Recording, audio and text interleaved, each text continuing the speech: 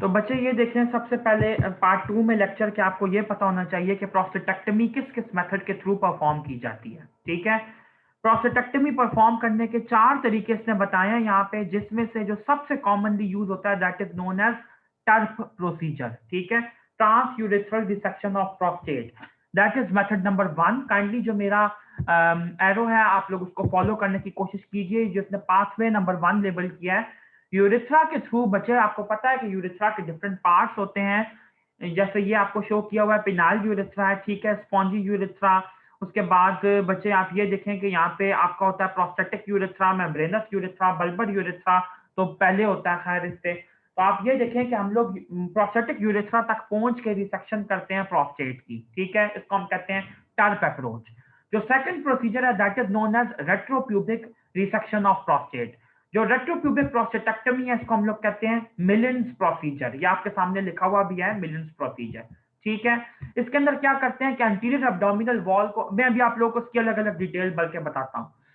Third number के ऊपर आता है बच्चे जो procedure that is known as transvesical prostatectomy. Urinary bladder के थ्रू आपने प्रोस्टेट को रिमूव करना है। और फिफ्थ नंबर के ऊपर आता है perineal removal of prostate, perineal prostatectomy, जिसको हम लोग कहते हैं Young's procedure, YOUNG Young's procedure. अब मैं यहाँ पे जो आप लोग को जितने भी प्रोसीजर हैं की कुछ कुछ इंपॉर्टेंट बातें बता दूं, लेकिन जो मेरा इंपॉर्टेंट फोकस होगा बच्चे, ज्यादा फोकस होगा वो टर्प के प्रोसीजर पे होगा। सबसे पहले बच्चे बेले ने ये वाली बात लिखी है कि ऐसे लोग जिन लोगों को इंडवेलिंग कैथीटर्स मौजूद होते हैं, किसी भी किस्म के कैथीटर्स अगर उनकी बॉडी के अंदर लगे हुए हैं। नंबर 2, अगर किसी भी बंदे को रीसेंट यूरिनरी ट्रैक्ट की इंफेक्शन की हिस्ट्री है, ठीक है। या नंबर 3, जिन लोगों को क्रॉनिक रिटेंशन का इश्यू है, ठीक है। और नंबर 4 बच्चे, जिन लोगों के अंदर किसी भी किस्म का कोई प्रोस्थेटिक वेल्व जो है या प्रोस्थेटिक मटेरियल जो है वो मौजूद है। ऐसे चारे लोगों को सबसे पहले आप लोगों ने ब्रॉड स्पेक्ट्रम एंटीबायोटिक्स जो है वो लाजमी देनी है इन 4 स्पेसिफिक कंडीशंस के लिए। ठीक है, ब्रॉड स्पेक्ट्रम एंटीबायोटिक्स। वैसे भी हम लोग कोई भी सर्जिकल प्रोसीजर करने से पहले ब्रॉड स्पेक्ट्रम एंटीबायोटिक लाजमी देते हैं। अब कहता है कि जो कॉम्बिनेशन यूजुअली हम लोग देते हैं दैट इज एमॉक्सिसिलिन और साथ ही साथ सेफ्यूरॉक्सीन का। ठीक है, यानी कि एक आपकी हो गई पेनिसिलिन और दूसरी आपकी होगी सेफेलोस्पोरिन, जो के साथ ही साथ आपको थोड़ी बहुत ग्राम नेगेटिव कवरेज भी दे रही है। तो ये आप एंटीबायोटिक दे सकते हैं या फिर जेंटामिसिन दे सकते हैं। ठीक है, अच्छा, ये आप करने के बाद बच्चे क्या करते हैं कि जब आप लोग प्रॉपरली यूरेथ्रा के थ्रू अपना इंस्ट्रूमेंट लॉज इन करते हैं, ट्रांस यूरेथ्रल रिसेक्शन के लिए रेडी होते हैं, तो बच्चे आप जो कटिंग परफॉर्म करते हैं that is usually perform using high frequency diathermic current. अब आप लोग को इतनी डिटेल लाजमी पता होनी चाहिए। हाई फ्रीक्वेंसी डायाथर्मिक करंट जो है बच्चे हम लोग यूज करते हैं।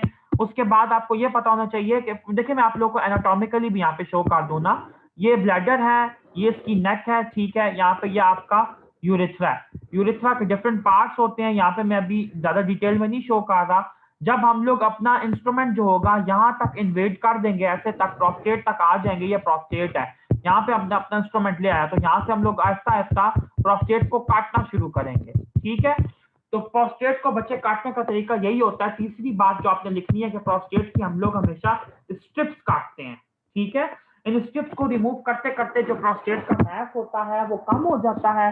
इतना कम हो जाता है कि जो नॉर्मल जितना उसका मैस होता है तकरीबन 8 ग्राम तक उस जितना आ जाता है, या उससे थोड़ा सा कम भी हो सकता है अगर आप लोग एक्सेसिव काटते हैं तो। ये बेसिक प्रोसीजर है।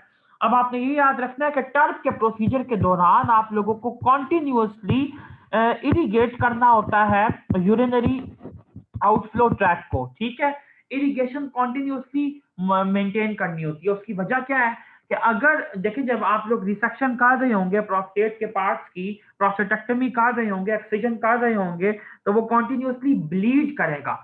जब वो ब्लीड करेगा तो ऐसा हो सकता है कि आपका जो विजन है उसकी क्लैरिटी ना रहे, आपको इमेजिंग प्रॉपरली ना हो पाए और आप लोग यूरेथ्रा के बाकी पार्ट्स को या ब्लैडर को डैमेज कर दें। तो आपको कॉन्टिन्यूसली इरिगेशन प्रोवाइड करनी होती है।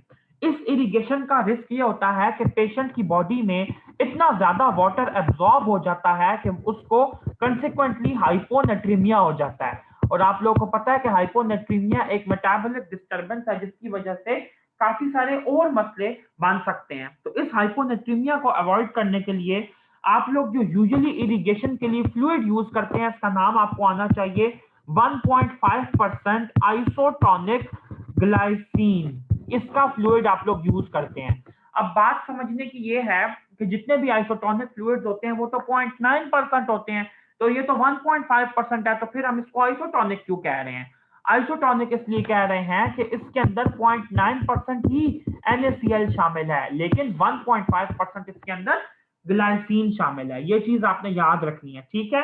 जब आप लोग बच्चे बीपीएच का प्रोसीजर कैरी प्रोस्टेटेक्टमी का प्रोसीजर कैरी आउट कर लेते हैं, तो जो आप लोग फॉलिस कैथीटर रखते हैं पेशेंट के अंदर, दैट इज एक्चुअली अ 3-वे फॉलिस कैथीटर। अब मैं एक चीज आपको क्लियर करता चलूं, जो नॉर्मली आप लोग फॉलिस कैथीटर देखते हैं, that is a two way Foley catheter. Two way Foley catheter का पर्पस ये होता है, इसके डिफरेंट पोर्ट्स होते हैं, ठीक है। यानी कि ये आपका जो पार्ट है इसका, ये वाला, ये यूरिनरी ब्लैडर के अंदर फॉर एग्जांपल रिजाइड कर रहा है, और जो ये वाला पार्ट है ये बाहर की तरफ निकला हुआ है यूरिथ्रा से। तो इसके जरिए बच्चे जो भी यूरिन आएगा यूरिनरी ब्लैडर से, वो इस पोर्ट के जरिए बाहर चला जाएगा। तो फिर इस पोर्ट का नॉर्मली क्या काम होता है?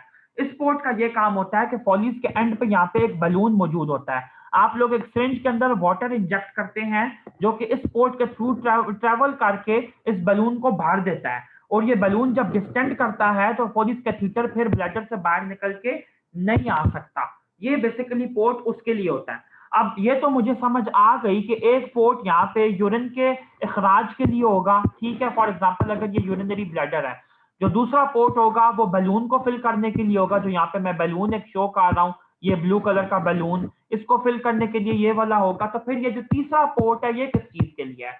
ये पोर्ट होता है इरिगेशन पोर्ट, ठीक है। अक्सर आपसे प्रॉफ में ऑस्पी के स्टेशन पे 3-वे जो फॉली होता है ये दिखा के पूछा जाता है कि जो इसका थर्ड पोर्ट होता है इसका क्या काम है, तो that is basically for irrigation, ठीक है। यानी कि प्रोस्टेटेक्टमी के बाद आप लोग ये वाला कैथीटर रखते हैं और कॉन्टिन्यूसली यहाँ से आप लोग फ्लूइड देते जाते हैं। जब फ्लूइड देते जाएंगे, फ्लूइड जाके क्लियर करेगा ब्लड के क्लॉट्स को और यूरिन की फॉर्म में फिर निकल जाएगा। फिर फ्लूइड देंगे, वो क्लियर करेगा यूरिनरी ब्लैडर में जाके, फिर वो क्लियर जो जितना भी गंदा मटेरियल होगा उसको निकाल के बाहर खुद रिलीज हो जाएगा। तो ये बेसिकली टर्प का प्रोसीजर के अंदर आप लोग 3-वे फॉलिक कैथीटर रखते हैं। ये सबसे इंपॉर्टेंट प्रोसीजर था, इसलिए मैंने आप लोगों को डिटेल में बता दिया है। नेक्स्ट जो बच्चे प्रोसीजर हम लोग यहाँ पे देखेंगे, that is retropubic prostatectomy. Detail में जाने की इसकी जरूरत नहीं है, सिर्फ ये देख लें कि जो इंसिजन इसके लिए हम देते हैं that is suprapubic fan and steel incision, ठीक है। यानी कि सुप्राप्यूबिकली हम लोग एक इंसिजन देते हैं, यहाँ पे कर्व्ड इंसिजन होता है जिसके अंदर रेक्टस शीट भी शामिल होती है, दोनों रखता है। तो साइड पे करके ब्लैडर को एक्सपोज करते हैं। ब्लैडर के आप लोगों को पता है, ये देखें यहाँ पे मैं चीज क्लियर करता जाऊं कि अगर ये ब्लैडर मौजूद है ऐसे करके कश्ती की फॉर्म में होता है, बोट शेप्ड, हाफ बोट इसको हम कहते हैं, तो आगे इसके प्यूबिक बोन होती है, और जो प्रोस्टेट है बच्चे वो यहाँ पे रिजाइड कर रहा है। तो एंटीरियर एब्डोमिनल वॉल के थ्रू आप यहाँ जाने की बेसिकली कोशिश करते हैं, ठीक है। तो इसको हम लोग कहते हैं रेट्रोप्यूबिक अप्रोच, यानी कि प्यूबिक बोन के पीछे आपका जो प्रोस्टेट का आप लोग जाके उसको निकालने की कोशिश कर रहे हैं, दैट इज रेट्रोप्यूबिक प्रोस्टेटेक्टमी, ठीक है। ट्रांसवेसाइकल प्रोस्टेटेक्टमी के अंदर है कि ब्लैडर को आप लोग खुद इटसेल्फ ओपन करेंगे। ब्लैडर को ओपन करने के बाद आप लोग नीचे की तरफ जाएंगे, फिंगर के जरिए पुल अपार्ट करेंगे, ऐसे डायलेट करेंगे ट्रैक को, इस जगह पे आके दोनों फिंगर्स डाल के और प्रोस्टेट को सेपरेट करने की कोशिश करेंगे, जोर लगाएंगे। जो प्रोस्टेट के लोब्स होंगे वो दोनों सेपरेट हो जाएंगे और उनको फिर आप लोग रिमूव कर लेंगे। ये है ट्रांसवेसाइकल प्रोस्टेटेक्टमी। नेक्स्ट जो प्रोसीजर है दैट इज बच्चे पेरिनियल प्रोस्टेटेक्टमी, जिसको हम लोग कहते हैं यंग्स प्रोसीजर। इसको हम लोग बिल्कुल भी अब परफॉर्म नहीं करते। अच्छा, अब बच्चे हम लोग ये देखते हैं कि प्रोस्टेटेक्टमी की डिफरेंट जो कॉम्प्लिकेशंस होती हैं वो कौन कौन सी होती हैं। आप लोग मेरे साथ जॉट डाउन करें जी। बच्चे ये देखें, मैंने आप लोगों को सारी कॉम्प्लिकेशंस यहाँ पे लिखवाई हैं। दो तरह की कॉम्प्लिकेशंस हैं बेसिकली प्रोस्टेटेक्टमी की, जनरल और स्पेसिफिक। जनरल में फर्दर 3 आती हैं, CVS related, turn syndrome related और ऑस्टियाइटिस प्यूबिस। पहले मैं ऑस्टियाइटिस प्यूबिस को क्लियर कर दूं कि अगर आप लोग रेट्रोप्यूबिक प्रोस्टेटेक्टमी मिलन्स प्रोसीजर परफॉर्म करते हैं, जिसके अंदर एंटीरियर एब्डोमिनल वॉल को डायसेक्ट करके आप लोग प्रोस्टेट को रीच करने की कोशिश करते हैं रेट्रोप्यूबिकली, तो प्यूबिक बोन को आप लोग डैमेज कर सकते हैं और उसका ऑस्टियाइटिस हो सकता है। ये एक इसने इंपॉर्टेंट बात यहाँ पे मेंशन की है, इसलिए मैं आप लोगों को क्लियर कर दूं। ये बहुत ही रेयर किस्म की कॉम्प्लिकेशन है। सेकंड नंबर पे जो कॉम्प्लिकेशन आपको आनी चाहिए दैट इज सीवीएस रिलेटेड, वो किसी भी बंदे के अंदर हो सकती है, ठीक है। सिर्फ बीपीएस वालों में नहीं, बाकी ऑपरेशंस में भी हो सकती हैं। पल्मोनरी एटिलेक्टेसिस हो सकता है, न्यूमोनिया हो सकता है, मायोकार्डियल इन्फेक्शन हो सकता है during the procedure, congestive cardiac failure हो सकता है, ठीक है, और डीप वीनस थ्रोम्बोसिस हो सकता है इस पूरे प्रोसीजर के दौरान। तीसरे नंबर पे है बच्चे टर्फ सिंड्रोम या वाटर इंटॉक्सिकेशन, और मैंने अभी आपको ये क्लियर किया कि टर्फ के प्रोसीजर में हम लोगों को सारा वक्त क्लियर विजन चाहिए होता है, क्लियर इमेज चाहिए होता है, जिसकी वजह से हम लोग इरिगेट करते हैं। तो अगर आप लोग इरिगेट कॉन्टिन्यूसली करते रहेंगे तो वाटर अंदर रीअब्सॉर्ब भी हो जाता है बॉडी के अंदर और इंट्रावास्कुलरली बढ़ जाता है, जिसकी वजह से हाइपोनेट्रीमिया डॉक्यूमेंट किया गया है, ठीक है। इसको अवॉइड करने के लिए आप लोग आइसोटोनिक 1.5% ग्लाइसिन का सॉल्यूशन यूज कर सकते हैं। स्पेसिफिक कॉम्प्लिकेशन की अगर बात की जाए तो सबसे पहले बच्चे आती हैं लोकल कॉम्प्लिकेशन। लोकल कॉम्प्लिकेशन में आपको सबसे पहले यह पता होना चाहिए कि हैमरेज जो होता है, प्राइमरी हैमरेज वो हो सकता है, ठीक है। हैमरेज, प्राइमरी हैमरेज किसे कहते हैं, यानी कि प्रोस्टेटेक्टमी जब आप कर रहे हैं तो प्रोस्टेट की ब्लड वेसल्स को डिस्टर्ब कर रहे हैं ना, तो प्राइमरी हैमरेज जो उसी वक्त हैमरेज हो रहा है that is primary haemorrhage. ENT के अंदर आप लोग डिफरेंट हैमरेजेस की टाइप्स भी पढ़ के आए हैं, ठीक है।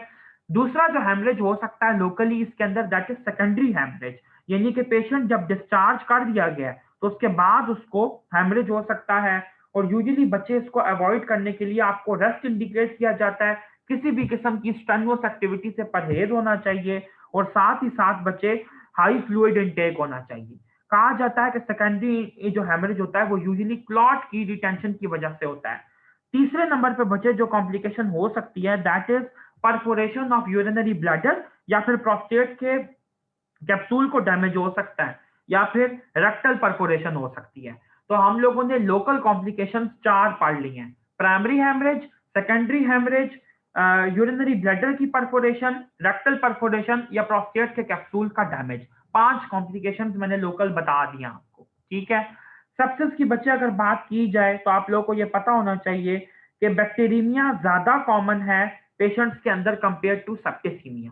बैक्टीरियमिया और सेप्टिसीमिया में क्या फर्क होता है, ये थर्ड ईयर का क्वेश्चन है। बैक्टीरियमिया में बच्चे जो बैक्टीरिया होता है वो ब्लड स्ट्रीम के अंदर एंटर करता है, मल्टीप्लाई करता है, लेकिन अभी वो ऑर्गेनिक मैनिफेस्टेशन शो नहीं करता, डिफरेंट ऑर्गन्स के अंदर डिजीज क्रिएट करके साइन एंड सिम्टम्स अभी नहीं शो कर रहा।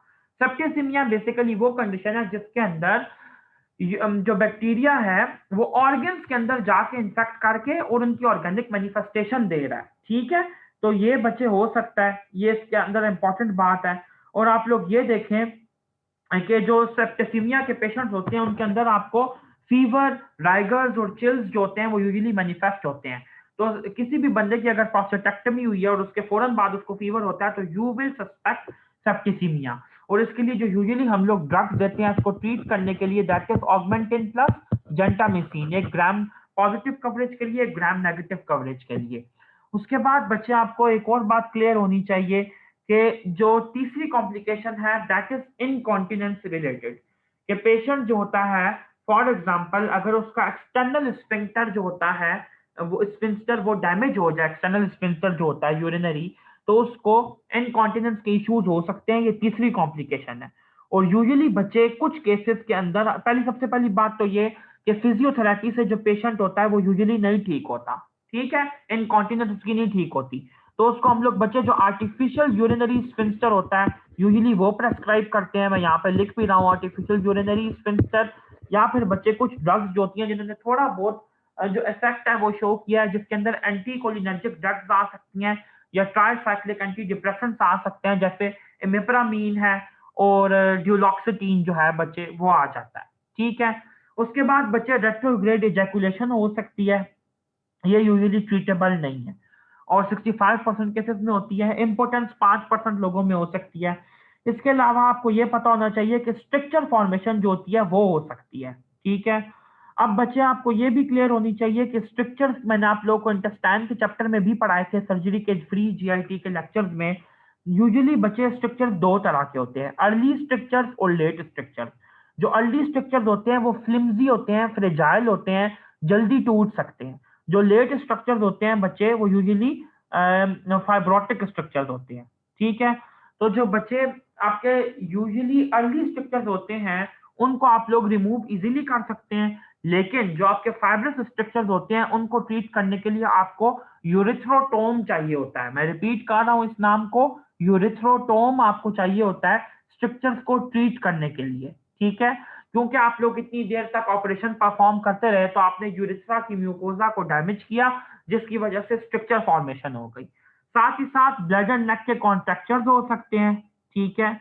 और इसको बच्चे आप लोग स्ट्रक्चर्स को ये जो कॉन्ट्रैक्चर्स हैं सॉरी, इनको आप लोग ऐसे ही रिलीव कर सकते हैं कि ब्लड एंड नेक में आप लोग इंसिजन दे के कॉन्ट्रैक्चर को थोड़ा रिलीव कर दें, ठीक है। क्योंकि कॉन्ट्रैक्चर बेसिकली फाइब्रोटिक मटेरियल का बना होता है और कुछ लोगों में रीऑपरेशन भी करना बन सकता है। इसी के साथ बच्चे जो हमारा बीपीएच का टॉपिक है ये कंक्लूड होता है। मैं आप लोगों को नया लिंक भेजता हूं, जल्दी से वापस आइएगा। प्रोस्टेटिक कार्सिनोमा स्टार्ट करते हैं न्यू लेक्चर में।